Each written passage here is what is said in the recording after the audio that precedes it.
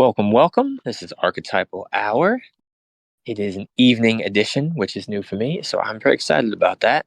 I'm joined by many lovely folks here live on the Broom Radio. And so far, just asking generally what's in people's fields, what are some archetypes. Also, there was some chat in the Discord server in the Archetypal Hour channel about deities too. Kind of inspired by me coming across the term Ishta Devata again. But there's something beautiful in this container already, which is Saturn's rings. So excited to see where this conversation flows. But yeah, feel free, anyone that's live, please, in the chat, come off mute, share what's been in your field. It sounded like a few people had Saturn in their fields. So I'm curious what's coming up for people. Mm-hmm. And if you can hear the sirens, that is the Beltway.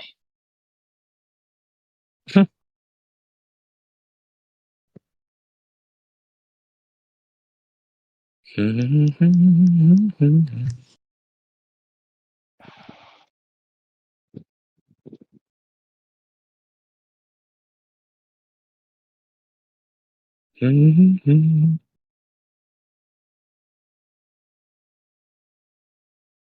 the chat, there was some conversation about Galileo being the first to see Saturn's rings. He was quite confused. The planet Saturn is not alone, but is composed of three which almost touch one another and never move nor change with respect to one another. They are arranged in a line parallel to the zodiac, and the middle one, Saturn itself, is about 3 times the size of the lateral ones. He also described the rings as Saturn's ears, which I think is really cute. So, curious what Saturn might hear with those ears? Light and Leaf says there's sirens blaring where you are too. Dang, just the sound of the morning and the evening on other sides of the globe. Crazy. Ain't that say a lot? Saturn. We could use some Saturn. Saturn's at work. What am I saying? We could use Saturn. Saturn, don't quit.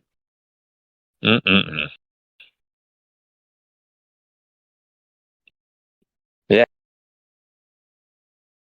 They want to talking about Saturn. Thank you. These three. Whew. I do not know how to pronounce any of these, so I think I might just go with a really ridiculous American accent through these. We got Achernar or Alpha Eridani. We got Anka. We got Alpha Phonesius. We got Homam. We got forget which Greek letter that one is, but Pegasi here. And Fum Elasmica, which is also, it looks like Beta Pisceum. Sorry for that. And wow. Yeah. Jupiter, Mars, Mercury. Wow. Thank you. Light and Leaf was talking about the Ishta. And let me know if you want to come up here and talk about what you're saying in the chat. Happy to. Whew. But we were talking about some great yeah. Dun, dun, dun. Don't want to speak for you without permission. Getting some comments, I think, about the accent.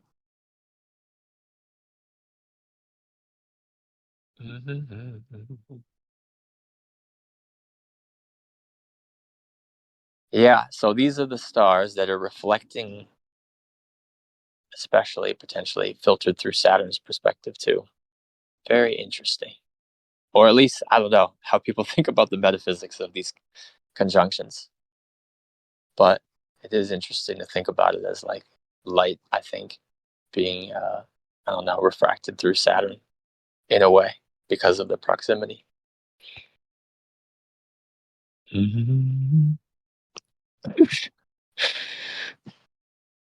There's someone putting in Cowboy Havamal. with a nice red pickup truck in the chat whenever the accent comes out. Have-a-mall is a hell of a name though. The Cowboy Have-a-mall.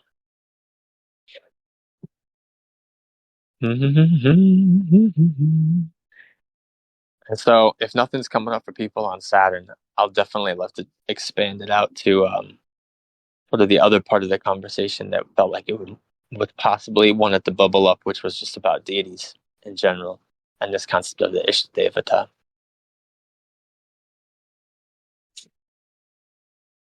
Ah, yeah, I'm curious, Nobu, if there's any perspectives on that piece. Nobu was talking about the stars being filtered through a perspective of Saturn. Yeah, it's something I've been thinking about a lot recently, but like I try not to think too much about it and just listen. But yeah, curious if anything came up in that regard.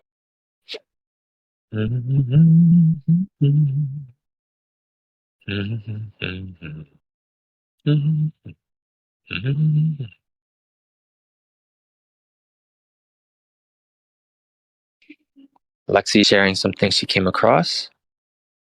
When Saturn this is from the Dream Mommy. It looks like Instagram, the Dream Mommy. When Saturn is your ancestor, every bone is of your bone, and every ocean is a memory of land. There is no beginning and no end to time, but your relationship to your own mortality is grounding and disciplined. You measure quality of life by the integrity with which you can love and be loved without sacrificing your inner authority. Every second is as sacred as the oldest tree in the world. Damn. Whew. Mm. Yeah, and I love what she said about inner authority. Yeah, and the bone and the ocean. This is beautiful. Hmm. Nobu shares, it's interesting to me that the archetypes of those stars are related to Pegasus, Mars, Mercury, Phoenix, and Jupiter. Yeah, that is an interesting grouping, huh? Now that's a party. Pegasus, Mars, Mercury, Phoenix, and Jupiter as this archetypal crew in terms of maybe some kind of shape around these perspectives.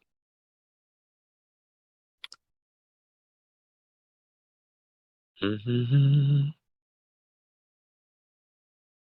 Yeah. Nobu's curious what she means by ancestor. It's an interesting thing to say Saturn is your ancestor. Very interesting. But I suppose maybe if you want to I guess what comes up for me if I were to play with what would that mean for Saturn to be an ancestor? Well, I guess in a loose sense, I'd think of like an ancestor of I don't know shapes at all. There's definitely commonalities, but I think it goes deep. Yeah, to think of Saturn as an ancestor is really fascinating. Yeah, I do wonder what she means by that. Oh, I hear someone. Perspective. Sorry, hi. In our Hey. perspective, the planets are ancestors. So I think that's just part of the series of her like mentioning all the seven classical planets as ancestors. It sounded like you said adversaries. I want to make sure I heard that correctly.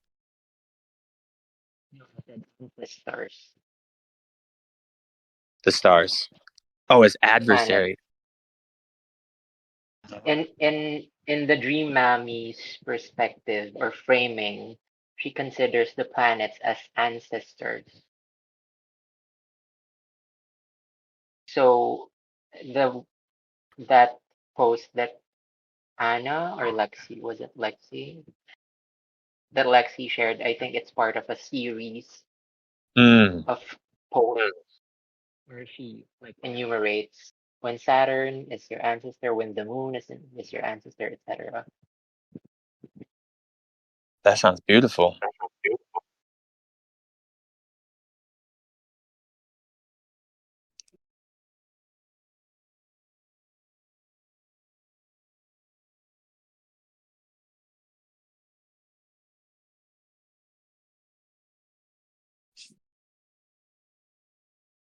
Hmm. But it's also specifically resonant for me. Saturn being um my ancestor, because my Saturn placements in the Mula nakshatra, like the root. So yeah, Mm. so that's how I also associated with my grandmother specifically. And I was actually wondering if like other folks here also feel like Saturn is feminine more than like the traditional uh take of Saturn being like Chronos masculine.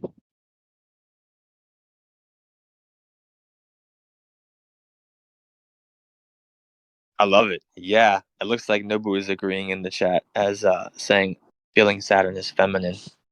Yeah, and I mean I think Saturn's just so all encompassing. I couldn't imagine not feeling that masculine and feminine side of Saturn. That's a beautiful question though. Yeah, curious what people think about that and sort of that maybe more masculine portrayal generally of Saturn.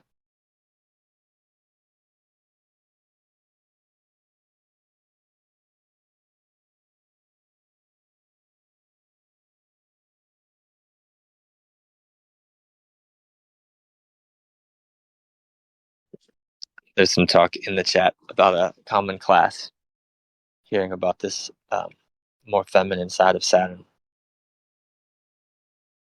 That's really cool. And then Nobu, you said also Kali specifically being connected to Saturn. That like feels really aligned, but that I don't think I've. Yeah, that's really interesting. Whew.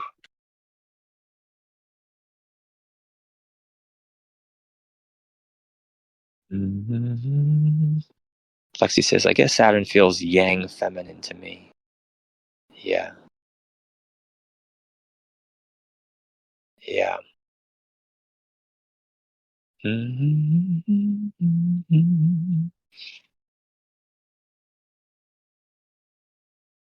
It is really funny how like the gender thing can really, for me, sometimes when I'm wanting to work with certain energies and deities, I feel like if I'm not careful, I can like if I'm not too fluid with it, it feels like it can be, I don't know, like a snare. But it's definitely snared me a lot for sure. And I'm like getting to the point where it's hard for me to just be like even use he or she pronouns for some of these energies. Nobu says, well, Saturn Chronos is associated with time, and Kali is like the many times to me. Etymologically, too, Kala is time in Sanskrit. Yeah, and I don't know if you have any thoughts about gender and deities. Yeah. Hmm. Light and Leaf shares, for me, the Moon, Venus, Saturn is like the Maiden Mother Crone. Ah, so Moon, Maiden, Venus, Mother, Saturn, Crone. That's really cool. Really interesting. Hmm. Mm-hmm. Mm-hmm. Mm-hmm. Yeah, that's really interesting. It's sort of like in the chat, like this conversation about. I think it is really interesting to look at these archetypal resonances across very different beings, very different. I just want to say things, energies, perspectives. Yeah, and deities. And I didn't even ask what is a deity because that's like a whole other. That's a whole other thing. But I'm really kind of open to see what people want to explore.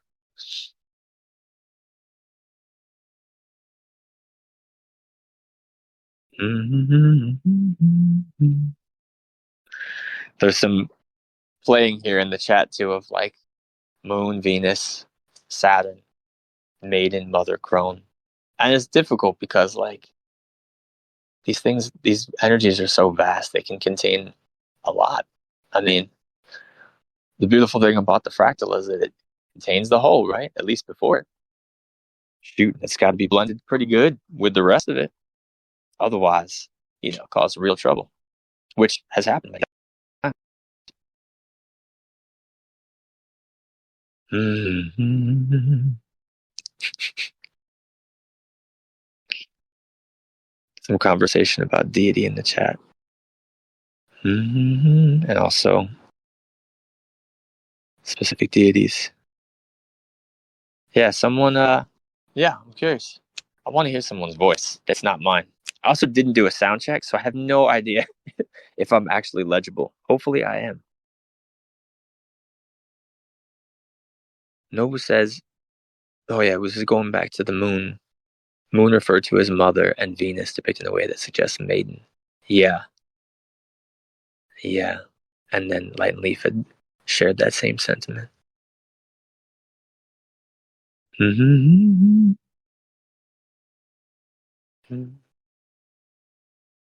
But I do feel like Freya and Inanna as fertility goddesses associated with Venus connotes motherhood to me. Yeah, and I mean, I think about Venus and Cupid in that Roman mythology too, or Eros, her child, but also potentially older than her too at the same time. I love when these um, theogonies collapse in on themselves personally. Somehow makes more sense to me.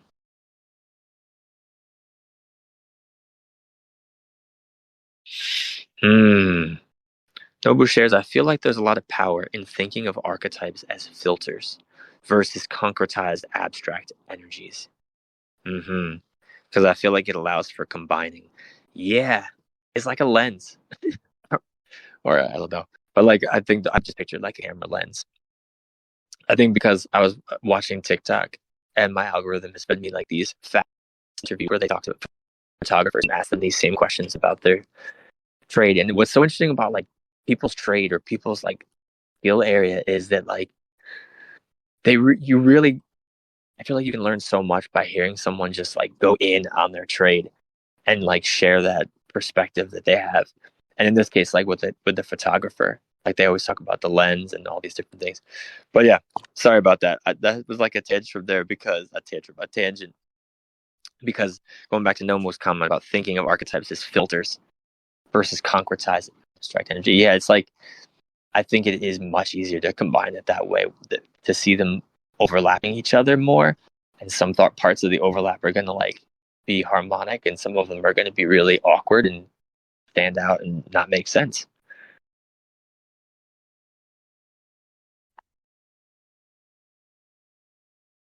Hmm. Yeah, Doug, I'm curious if you want to say more. I feel like. Mhm.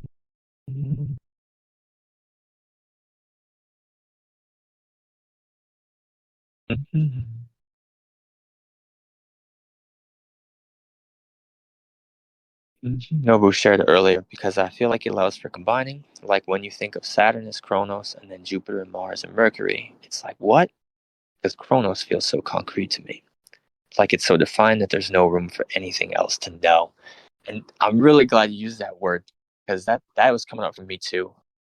Like when I was thinking about deities, the question that was like popping in my mind is sort of like, what deities have you known or desire to know?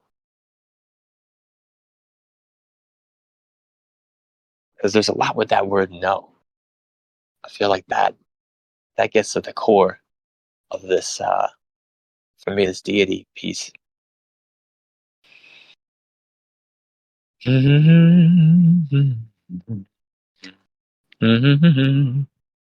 go back to earlier, Nobu shared, like it's so defined that there's no room for anything else to know. But if you think of Saturn as a filter or a channel, and Jupiter and Mars, Mercury, and the River Po coming through it, it's like it allows more room for a redefining of Saturn or a redefining of what can slash come slash through slash Saturn. Anna said she's always found it more accessible to commune with deities via plants or planets as opposed to like abstract energies. Yeah. Yeah, I mean, because plants and planets have bodies, right? Like we're used to communicating with people that got bodies. I mean, that's what's coming up for me. Like there is something I think much more like comprehensible to communicate with beings that have bodies and then also more bodies.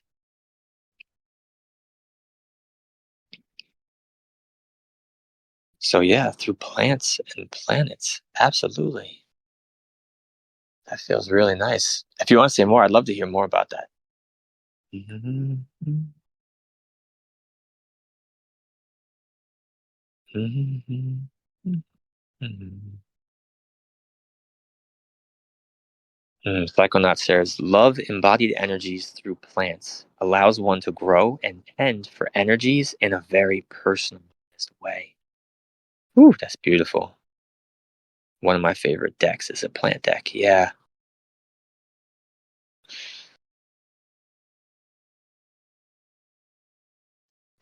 Curious about what Anna means by abstract energies, though.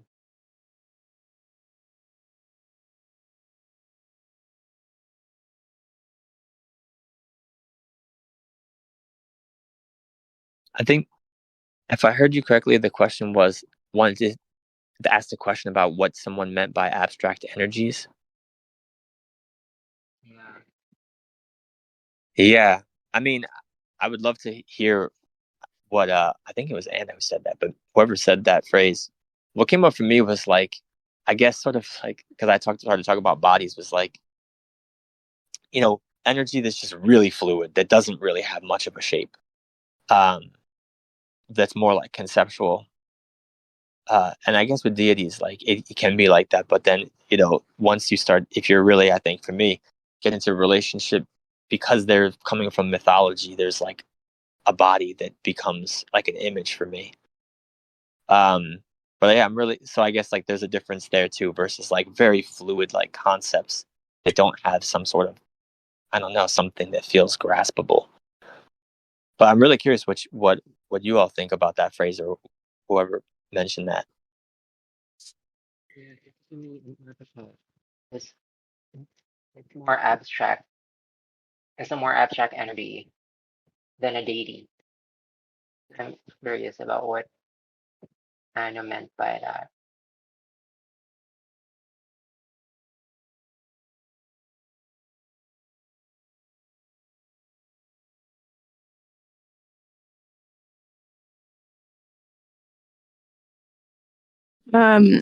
Thanks for asking.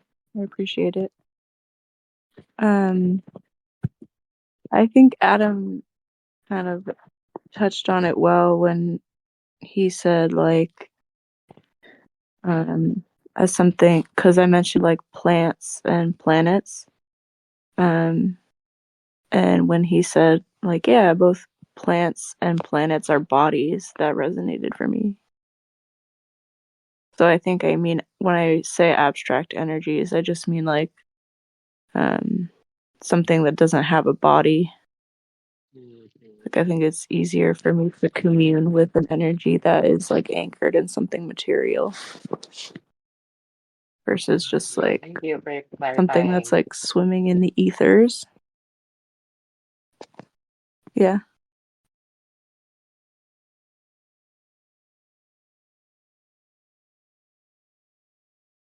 Yeah, for sure. I see Nobu typing. I also feel like people can sometimes say abstract when they talk about bodies they don't have a lot of experience with. Yeah. Yeah. Which is making me think of Psyche and Cupid, so it's a very obscure myth. My apologies. Which I don't think makes sense to unpack. But yeah, I really love what you're saying, Nobu, about bodies they don't have a lot of experience with.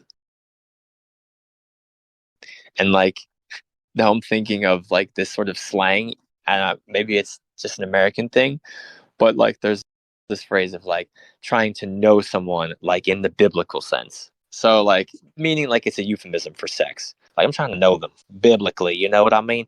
That kind of vibe.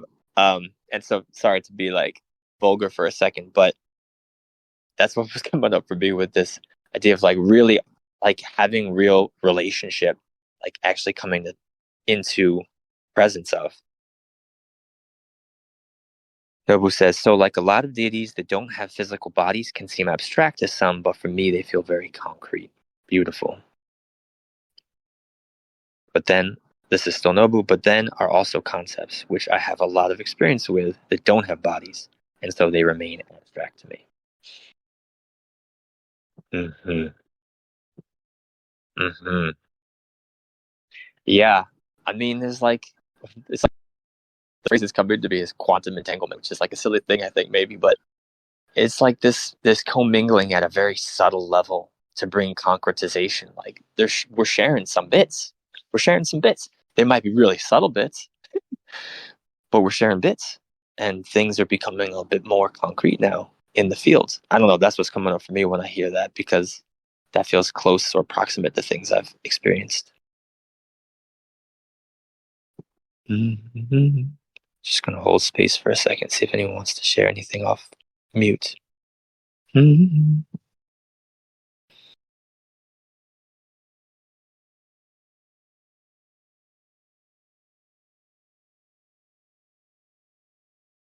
Mm. Nobu sharing some like examples that are abstractions, or he says, "Oh, someone come off mute, please." Mm-hmm. I got my button wrong. Got my sound wrong. Um, he says, like, quote, etymology or, quote, tautology, ontology, epistemology. Nobu says these are abstract, disembodied energies to me. Kali and Sekhmet are embodied energies to me. Poseidon is an abstract, embodied energy to me, which is conjunct my south node. This is a reading from Nobu. Nobu said, so I don't feel I have much experience as a separate body with it. Mm-hmm. Because Poseidon is my booty hop, effectively. Now that I would like to hear more about. I feel like that's the time.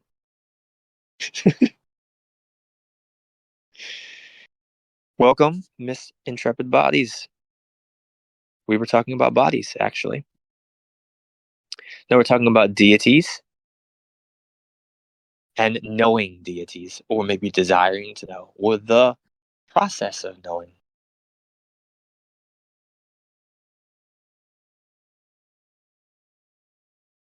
The dance of knowing, perhaps. The poetry. And the gift.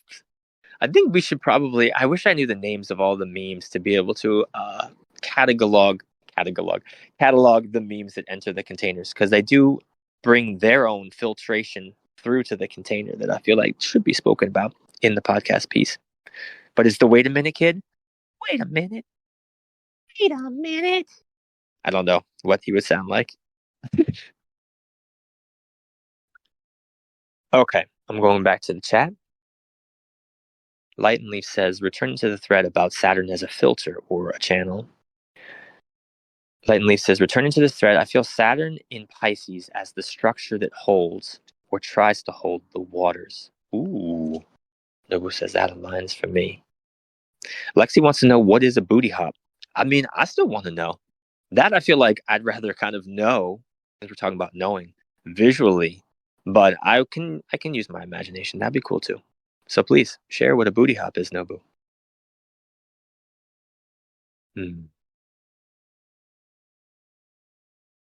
There's some questions about Poseidon as in Neptune, conjunct your south node.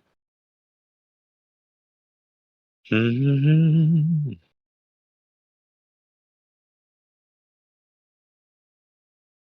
You all got booties. This says Nobu. Why should you relate to booty hop through me? Truly. All right. You heard him. Y'all got to hop your own booties. Figure out what the booty hop is your damn self by hopping your booty. I mean, that feels fair to me. I'm going to hop my booty. Okay, now I'm feeling it. Yeah, I think I know what you're talking about. So you said, now I have to remember what made your booty hop, though. Hold on, I got to go. Nobu, can you come off mute or share? What made its booty hop again? Was it Sekhmet? Let me get that. Oh, Poseidon is my booty hop. Oh yeah, because he's conjunct the south node. Boom, boom, boom. Yeah, so he's coming up from behind. Like, you already done knowed him.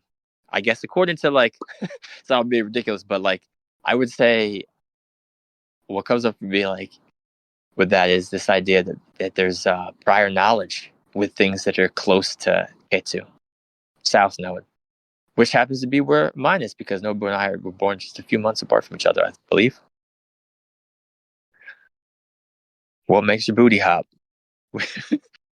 What planets or stars are conjunct your south node? Perhaps do they make your booty hop? Do the deities associated with those asterisms or planets make your booty hop? This is a Ketu question. And I feel like someone brought up Mula earlier. Oh yeah, Light and Leaf, you were talking about Mula, Saturn and Mula. Whew. Now that is interesting. Now I'm like really curious about what that experience is like. Light and Leaf, if you're interested in talking about Saturn and Mula. But sorry. Oh please. Saturn and Uranus. Speaking of booties, Uranus are conjunct in Mula for me.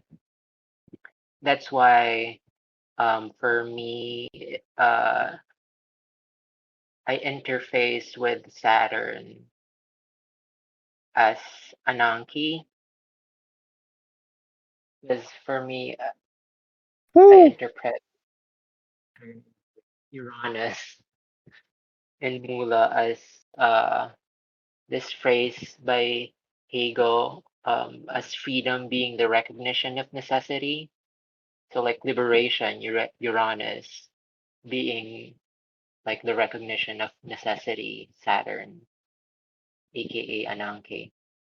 So that's how it manifests for me. So yeah, Ananke is part of like my personal pantheon, along one of my firsts actually, along with Ganesh. So yeah. Thank you so much for sharing. Whew. And Ananke is someone that I came across only recently. And wow, she drew me in too. That is so beautiful to hear that connection between Saturn and Ananke for you. Thank you so much for sharing that. And like, yeah, I'm just just feeling into that, like necessity energy of Ananke. And like, yeah, it feels so harmonious with Saturn. It's got to get done. We can't skip it. Someone's got to do it. If it ain't you, who going to do it then? It's got to get done. It's necessary. And like, yeah, that word gets used a lot, but there is a necessity. Anna says Ananke is the deity with the cosmic egg, right? Yeah, well, I think in some Orphic traditions, yeah. I believe, yeah, it was Ananke, and I'm going to forget now to look up the Orphism real quick. I do not want to get it wrong. Ananke. Orphic. Thinking about this just recently, too. That's funny. Oh, and Chronos. How funny. But it makes a distinction that it's not Chronos, like the Chronos that was already in this container, but the Chronos that's like time. So it's like a higher level. It's not like the Titan Chronos. Oh, thank you. Lexi shared the Ananke wiki in the chat. In ancient Greek religion, Ananke, from the common noun force, constraint, necessity, is the Orphic personification of inevitability, compulsion, and necessity. She is customarily depicted as holding a spindle, one of the Greek primordial deities, the births of Ananke and her brother and consort Chronos. Whew. I feel like they are the same. LOL, says Nobu. The Titan Chronos and Time Chronos. Now that's spicy. Mmm. What? So we'll see if any of my Orphic parts want to fight you on that. That's funny. They're the same sounds. I mean, and we live in a world of sound. Like, that's tough. That's tough. You're right. They're the same sounds. So they're, whether they like it or not, they're joined together. Whew. You ain't wrong about that. At least in my opinion or my perspective.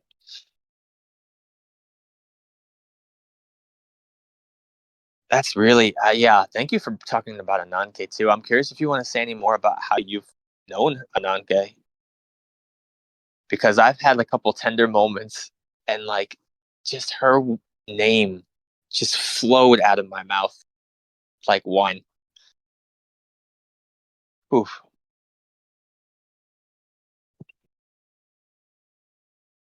Hmm. Nobu says you channeled her name.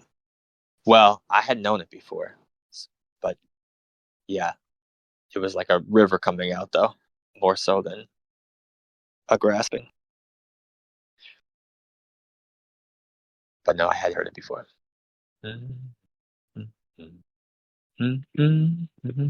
My way of stumbling upon the deities through astrology, like the planetary placements. So with, like I mentioned with Ganesh, it's like this tarot decanic correspondence. Like my Jupiter placement is in Gemini 1, and it corresponds with the Eight of Swords. And for me, like Eight of Swords is like an epitome of like being bound by like obstacles, right? So for me, it was like an instant cognizance that, oh, all right, maybe Jupiter for me is like Ganesh, and it's instead of like being imprisoned or bound by these obstacles, it's like the opposite. Jupiter helping me remove the obstacles. So that's one. And that, with when it comes to like Ananke, it's like I mentioned, it's Saturn and Uranus conjunct in Sagittarius 3, and its tarot decanic correspondence is, if I'm not mistaken, Ten of Wands. And in my tarot deck, the Ten of Wands is like this tree with like roots, and it directly corresponds, and it also corresponds with Mula, the nakshatra Mula, which is like root, right? So, and yeah, the phrase, like I mentioned, the phrase is what led me, the phrase, freedom is the recognition of necessity. It's what led me directly to Ananke. So it's like the combination of both Saturn and Uranus for me. So I'm not sure if I answered your question, Adam. No, I mean, I think that's beautiful. You surely did. And yeah, is there anything more you want to say about like that sense of Ananke through that encounter and those series of encounters? That's beautiful.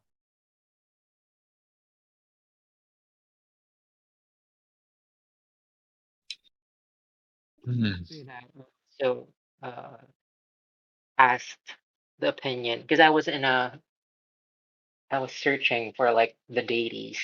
I was searching for like deities that I uh would that are calling to me, or like I need to build relationships with. So I've been asking like different diviners, and one of this diviner, I'm not sure if you're familiar with Diver.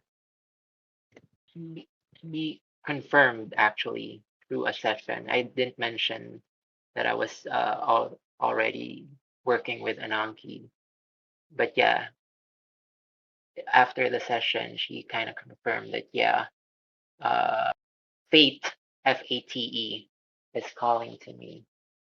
Either one of three or the fate. So yeah, that kind of confirms uh Ananke for me. And from then on, I started like dedicating this particular uh mantra for her, which is like more of surrendering to fate. Like that's the gist of like the mantra. Wow, that sounds amazing. And what does that feel like to like be in that energy of that mantra in your body? Feeling. It's compared to the mantra for Ganesh, which is like very grounding or like something that feels like gravity. When it comes to the mantra for Ananke, it's like I'm floating and I'm like in deep surrender. Yeah, Mm. which is like kind of counterintuitive when it's like when we're talking about like Saturn. But yeah, maybe when you surrender to like fate or necessity, that's how it feels. Mm. Thank you so much. Wow. I'm curious if anything's coming up for anyone or thinking about other experiences too, or any reflections. Mm. I'm meditating on this quote. Freedom is the recognition of necessity, because I feel like in my embodied experience, like within this physical vessel, it feels misaligned for me. But then I would say, like, via my connection to other bodies, I can sort of get to some form of understanding how it applies to my experience. Like one of the ways I reframed it was like, freedom is getting needs met. Um, and I think also, like, when y'all were talking about surrendering to fate, like for me, freedom has often expanded when I've been able to relax what my body thinks it needs. So I think in many ways, the way that I've experienced freedom in an embodied way is very different to, I think, like what these quotes are getting to. Um, like I would say for me, like freedom in an embodied way feels less like surrender and more like kind of exploding into the space of, like, from a place of being empowered and resourced, if that makes sense. And I think like this relates to something else I said in the chat, because like for me, Uranus is conjunct Jupiter, whereas I think Light and Leaf was saying that Uranus is conjunct Saturn. So I feel like I can see how different experiences of freedom might be filtered through those like astral nativities.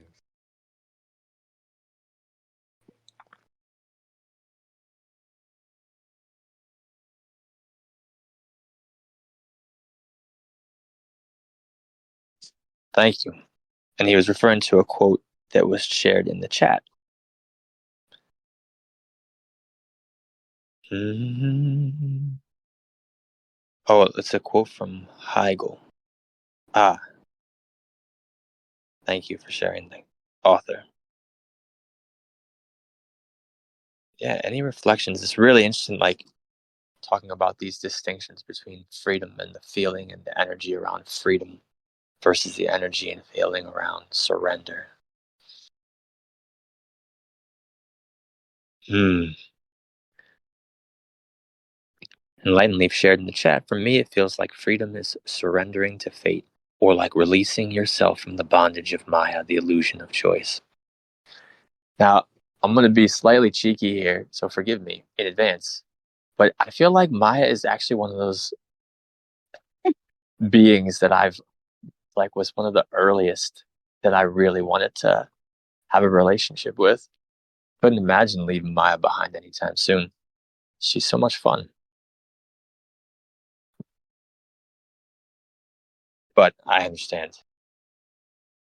what you're saying. Mm-hmm. And it is really interesting that, like, oh, sorry, someone's off mute. Thank you. Or the Hindu Maya? Or are they the same? Because they sound, the sounds are the same. I guess the Maya would be closer, yeah, to the Hindu, the Sanskrit Maya. For me, at least. I mean, I'm sure there's other resonances, but that is closer to what, yeah, I'm referring to. But like this idea, like you said, the illusion, like this, yeah. I mean, this is actually an interesting one because I feel like Maya in Sanskrit, to me at least, is more abstract, generally speaking. And I feel like for me, like the personification, to use that term, was a little more like playful and, you know, coming from me and playing in an imaginal space, but also trying to be really receptive. And so, yeah, it's definitely a unique, weird thing going through my psyche when I speak about Maya in that way. But it is, yeah, very close to like the kind of Sanskrit concept abstraction. And I think there is a version of Devi that is just like Mahamaya, I believe. There is a goddess of just Maya. If you know anything about that, please share, Light and Leaf. I would love to hear more about it. Mm-hmm. Mm-hmm. I've always been curious about like Maya, because in some instances, like it comes up, Maya comes to me as like magic and not necessarily like the negative attribution, the negative attributions with illusion. Mm-hmm.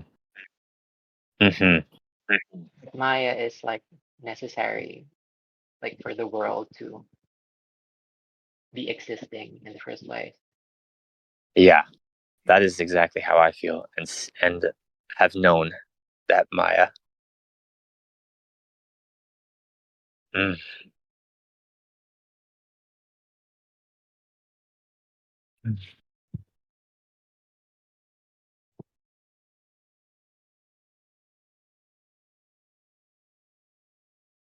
Nobu says, I feel like it's interesting to think of Maya as being something that one is bound to versus just enjoying unbound. Yeah. And I feel like maybe because we use weaving and it's been in my field a lot, but I feel like it could be maybe something like that, like this constant binding and unbinding, like the weaving, the going in and out of these states. And I think it kind of feels related to some of the energies and ways that people were talking about Saturn and Uranus and like necessity of rupture so that something new can happen, so that some pattern gets broken and something new actually comes, which is like, I'm laughing because I'm thinking of something else related to like the wisdom of the book of Ecclesiastes of like, there's nothing new under the sun and like novelty. But yeah, because I think Maya would likes novelty. I mean, I really do think there's something about having a relationship with energies that are integral to everything that we experience while we're here. And to like really find ways to have, I don't know. Yeah. To know. To know. Like we're in it together. You know what I mean?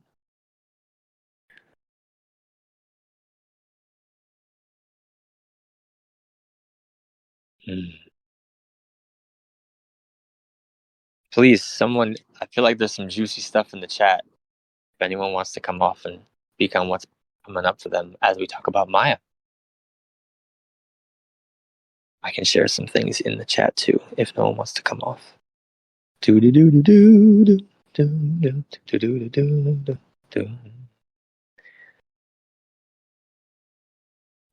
Noble says, if you're attached to aspects of Maya, it can suck. If you're avoidant of aspects of Maya, it can suck. If you are detached from aspects of Maya, it's easier to enjoy Maya.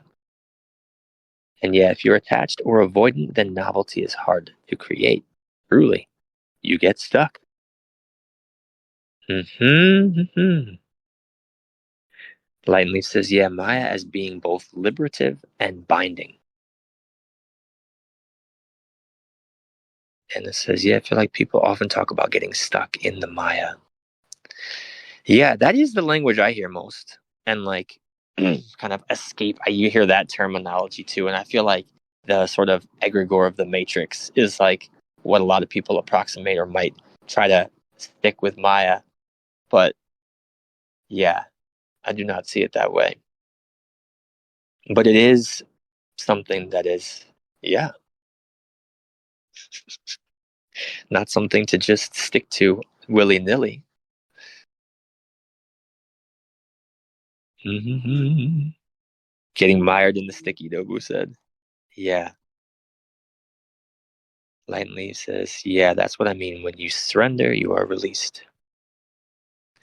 Anna's bringing, I mean, I thought of this when I thought of the existential thing, but Anna's saying in the chat, I feel like that's what the Simon and Garfunkel song I dreamt about singing is about, which is really, Anna, I don't know what the name is if you want to share it, but it was great, but it's super bleak. I love a good bleak song sometimes. It's just like, what is the point of anything? Something about hearing that energy sometimes is really refreshing to me. I don't know why. I don't know why I'm built like this. That's what it's called. Anna said, flowers never bend with the rainfall. Mm.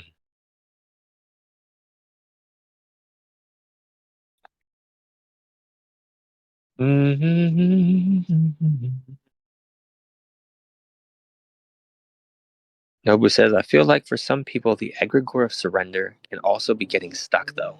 Like being too depressed to make your bed. Oh, I'm just practicing surrender. Surrendering to the day. Hmm. Mm-hmm.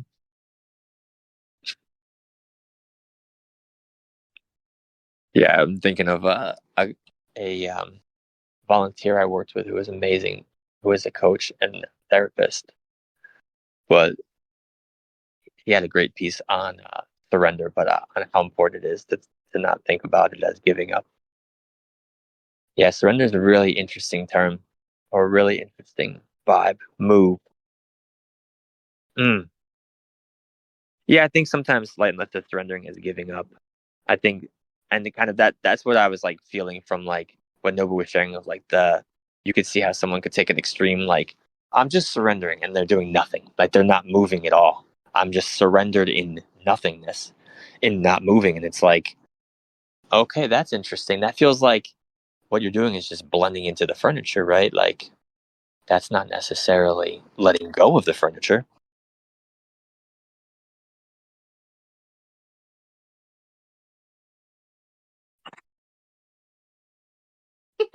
I was gonna say, I feel like maybe it's important to ask the question, like, what are you surrendering to? Mm. I don't know. To make sure Mm-hmm. that you're not just like you said, like surrendering To the to mystery for me. nothingness. I'm curious what other people, what comes up. That was the first thing that came to mind. We said surrendering to what? That's where I'm at, I guess, in this state in my of mind. I'm curious what came up for others when they think about what are you surrendering to. Hannah says same.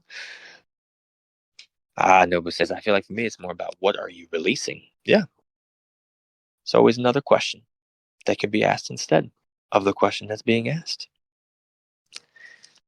Nobu says I don't surrender to shit. I added my own emphasis to that. I hope it comes close to the vibe.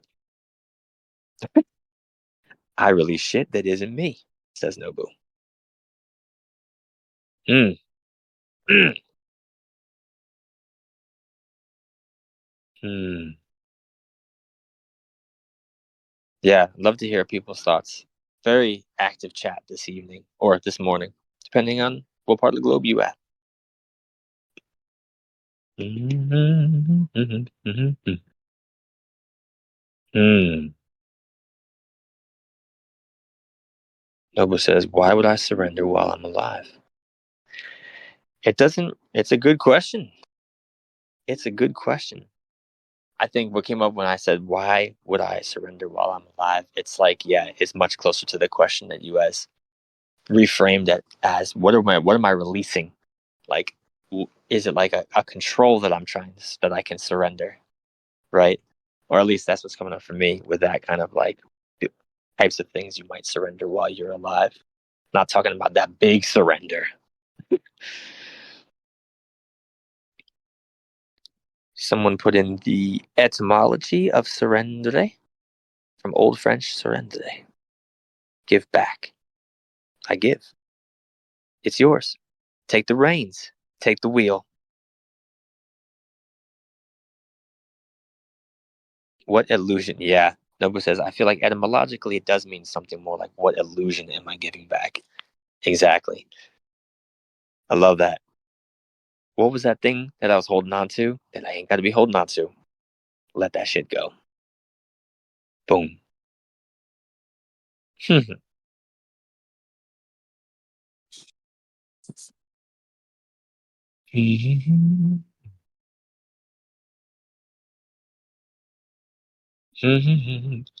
This has been a very interesting conversation. Thank you all. About deities. I guess if you're talking about deities, you're going to end up somewhere talking about surrender. Or at least it feels like. Not a surprise to be at this place. Yeah, I'm kind of curious if anyone has any takeaways or things that they're like, they still got kind of bubbling that want to come out before we close out anything.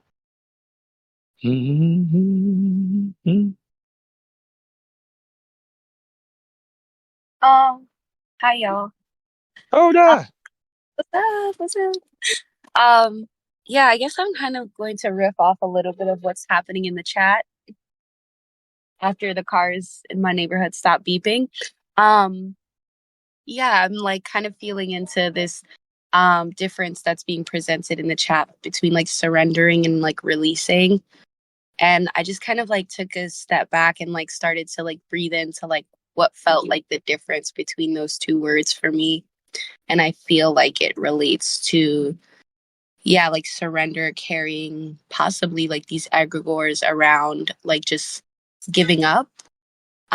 Whereas like I feel like for me, my embodied experience of release feels like I'm filtering through like themes, like you know how people talk about like themes that are like not self when they're referring to the inner work. Um, and so for me, yeah, like when I'm releasing, I feel like that's what I'm filtering through, like what is in my purview, like what narratives I'm picking up on or like attracted to that are not necessarily um connected to like the timeline that I'm on.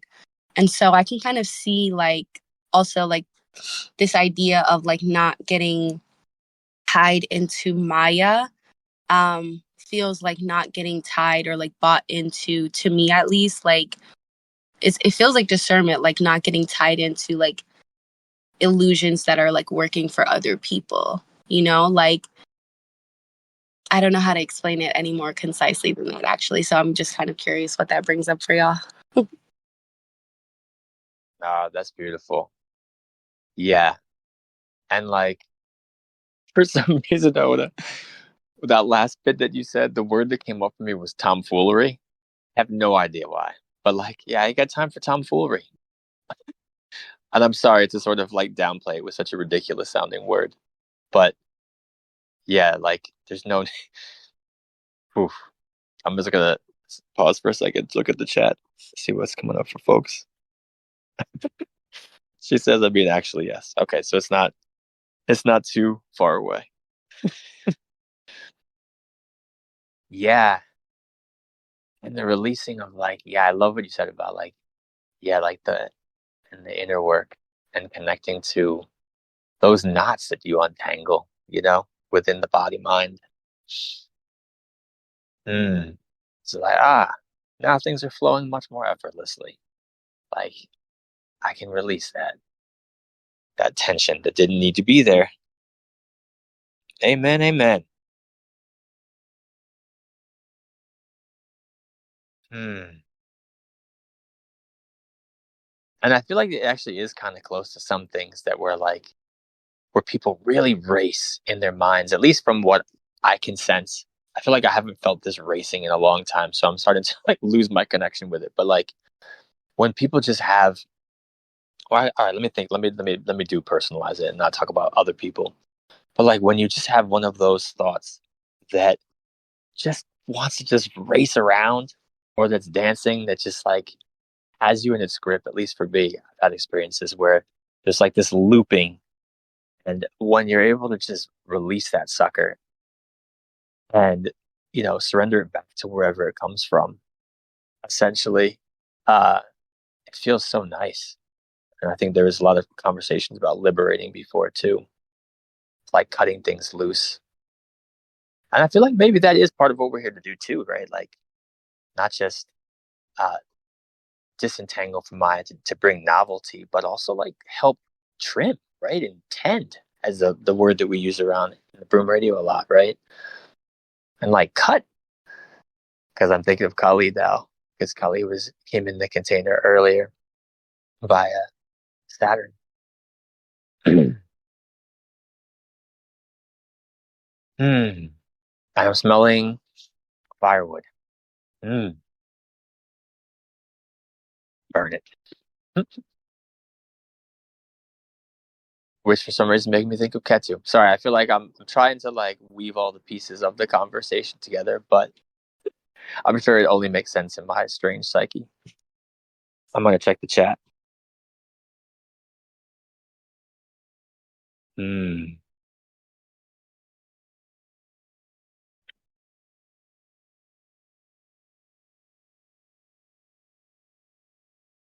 Nobu foolery. Yeah, I'm down for any last takeaways for folks in the chat.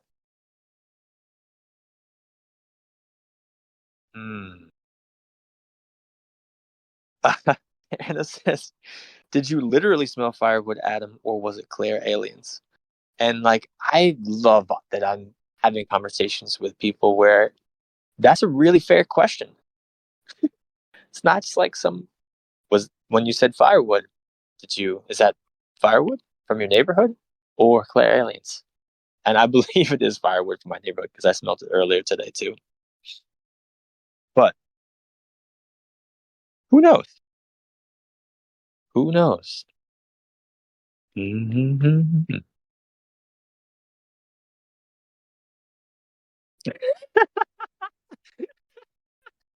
Oh, sorry. I'm a child at heart. Nobu shared, quote, "Did someone fart in here?" Me after farting. Maybe it was just Claire aliens. Bro, you're psychic. You're sniffing your own supply. No, that wasn't me. But it's just you and me in the elevator. Claire aliens is something special. You must be maybe feeling a sense of shame. I don't know why you're smelling that, but it's certainly not me. Congratulations on your psychic powers, though.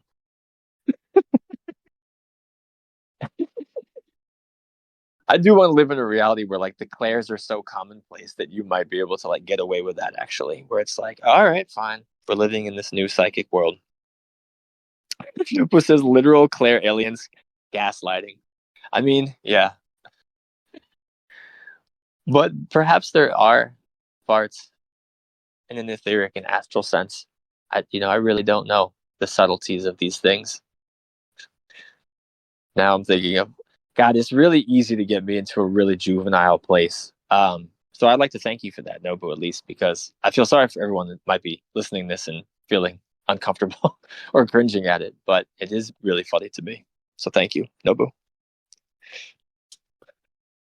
Thank you of metaphysical crop dusting and the ramifications of it. Leave said, "What's the smell of the astral plane for you?" Uh-huh. Woo! Sure is funky in the astral sometimes, you know?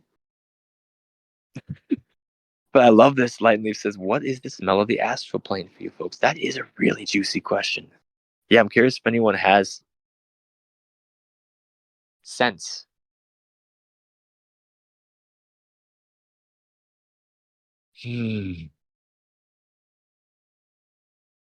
Nobu says it changes a lot. And it says a sense of the scent. Yeah. A lot of typing. Mm-hmm. Move, little things, go. Right now, it feels sort of like smoky and musk / lavender. Ooh. Yeah, I ask because in my experience, when doing like energy work with people with a lot of like astral entities attached to them, it smells bad. Mm, Like that's really interesting. before the clearing happens, it smells really bad. What kind of smells have you or others said they'd experienced in that?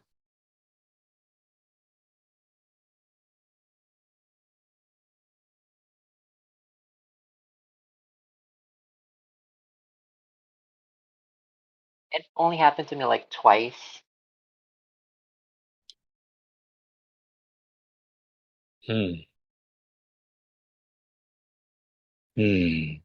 Oh, it says lower astral swamp water. Middle astral smells like the air before it rains. Ooh. Upper astral amber to me. Beautiful. Wow.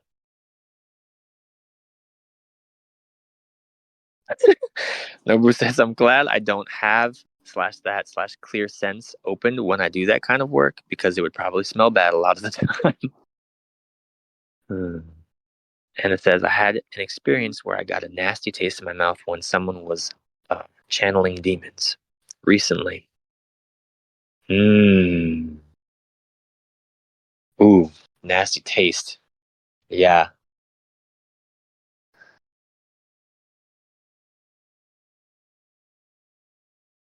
Mm.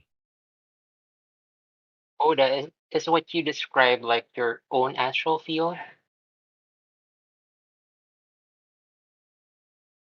Thank you for that question, Light and Leaf. I would say yes. Like these are scents that I like can sense when I'm either doing like shamanic journeying or I'm waking up from a dream where I've had like the felt and embodied sense that I was like traveling through different realms. And so just to kind of give you all context, like I'll get a sense of the smell first and then kind of tap in and ask my body like kind of where I was in the astral and like what kind of astral planes I'm kind of going to, which is probably like another conversation for another day. But yeah, I appreciate the question, Lane Leaf. It's more like um, an experience of whatever astral realm, and it could be just kind of like the sense that's like stayed behind my field from where I've traveled to. Um, Mm. so yeah, I really really love that question. Wow. Sorry for my loud noise, but like that's just what's left behind. Like, and you think about sense, they do like in our reality, right? Like physical reality, people's fragrance and scents do stay with us. Like you're like, is that on my clothes or is it in my nose or is it in my field? But yeah, that makes so much sense. That's beautiful. And like, I'm sorry, I don't know if this has anything to do with anything. Maybe this is just my own like odd psyche, but like thinking about when you said the lower astral, like swamp water, and then you talking about like asking your body where the astral bodies where you've been in the astrals have traveled. Like it's like, well, she's in Louisiana. Like swamp water makes so much sense to be in like a regional astral sense. If there's sort of some space and time connection still at some of these, like I don't know what you said, what you would refer to as lower.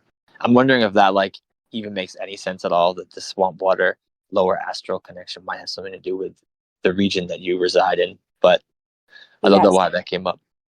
absolutely, Adam. Yeah, we're delineating pretty hard right now, but I Ah. actually got similar. Like I feel like early on in like my quote unquote astral travels, I was realizing that like sense and like noticing it, and then got some pretty like well tested gnosis. And I say that because it still sticks with me now, but like at the time I feel like what was coming through for me was how like this understanding of the way astral realms work and how like the land that you live on, especially when you're astral traveling, has or is sort of like a landing space for the soul, as like the body's like, or the soul's re-entering the body during sleep. And so for me, it was like super profound to make that connection that you just made out loud, to realize that I'm like, oh, I live very close to like swamplands and river deltas. And so that sense is not only just indicative of the land or like a feature of the land, it also speaks to I think a process of astral traveling, and it really colored in a bit for me. And I was like, wow, that's just so interesting. So yeah, thank you for saying that. Oh, thank you. Wow. I'm just like sitting with that myself and holding the space for anyone to come off mute or share. I'm gonna look at the chat in a second too, but I'm just like, wow. Wow.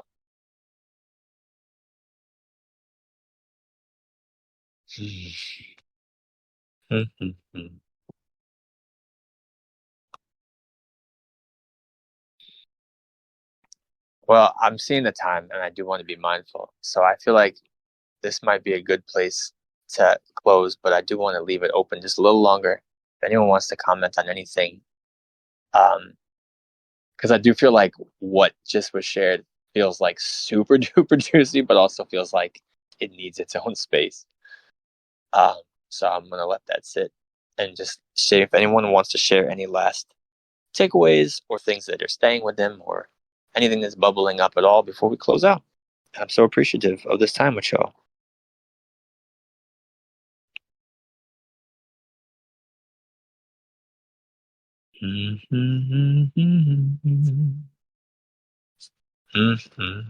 I'm seeing folks in the chat, so I'm just holding space. But there's also a conversation about Turkish delight. Turkish delight.